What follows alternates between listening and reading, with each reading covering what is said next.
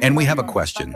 Ambassador-at-Large Berdiev called the inspections of Russian ships a practice that contradicts the freedom of navigation. For weeks now, the world has been watching how some countries have virtually legalized piracy for themselves in international waters. The pirates of the 21st century are no longer a metaphor. This is our reality. How should the civilized community fight this? What countermeasures to such actions by the West does Russia propose? Legal, economic, or forceful? What will help stop this trend? I will start with the fact that the ambassador-at-large, Marat Berdiev, you mentioned, has a very interesting Telegram channel. We will add the link to today's briefing, where he shares his professional view on various international economic and other topical issues. The stated position personifies the consistent Russian line on this matter. It relies on international law and centuries-old established customs in this area, which have a clear, well-formed interpretation. Freedom of navigation on the high seas and in international straits is an unshakable legal principle that no one today seriously disputes. Yes, they do violate it, but as you can see, no one has yet gathered, I won't say courage, but the audacity to dispute the principle itself. In essence, this is a key guarantee of the stability of the functioning of global supply chains and markets, including essential goods such as energy resources, food, and fertilizers. Everything without which the realization of those very human rights to food, medical care, and development is impossible. In words, the West consistently advocates for the unhindered movement of commercial vessels engaged in cargo transportation. Look at how they were not just taken aback, but infuriated by the situation in the Strait of Hormuz. How much was said there, like, how can this be?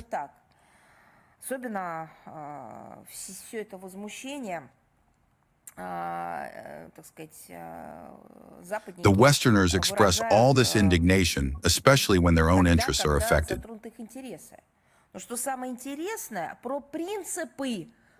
But what is most interesting is that they immediately forget about the principles on which world logistics in the world ocean is ensured when they are poked into the violation of the relevant norms of international maritime law. They turn away, pretending that this question is not addressed to them. No, this question is addressed precisely to you. We have already spoken about this today.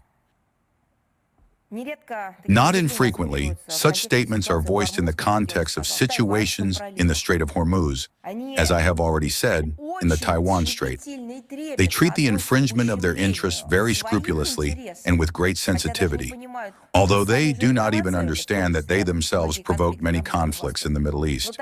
But when they themselves engage, no, not in infringement, but in piracy and banditry on the water, and when this has a direct correlation and leads to human casualties, losses of cargo, and colossal financial and environmental damage, here they pass by, assuming that this has no relation to them. No, it does. We are once again faced with open hypocrisy and criminal double standards. This is not just double standards, so to speak, a game of interpretations. This is criminal double standards. This is the destruction of standards. The interception of vessels under fabricated pretexts, with reference to some national sanctions, is a continuation of predatory neocolonial practices. This is just one of the tools of the Western policy of enrichment at the expense of other people's resources.